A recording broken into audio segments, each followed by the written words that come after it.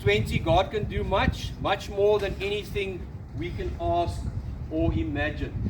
I think that's quite a very apt scripture reading for this morning, because you guys have been writing exams and maybe you've seen some big challenges. We're in a COVID time and things seems to be lifting a bit.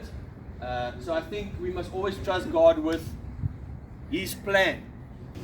Ek het vir jou 'n afkondiging vanoggend. I've got an announcement to make. And let me perhaps just give you a little bit of background to it.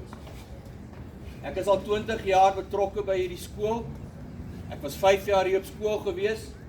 Ek was 6 jaar 'n onderwyser en ek was 9 jaar nou aan die einde van hierdie jaar sal dit my 9de jaar wees as die skoolhoof van Grey College. I was asked to apply for a position at Wynberg Boys High School.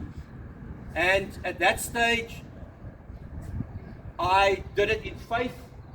And I decided I'll apply for it and I'll get the answer to that application. So ek het gewag vir 'n antwoord daarop. En ek het die antwoord gekry en ek het die aanbod aanvaar.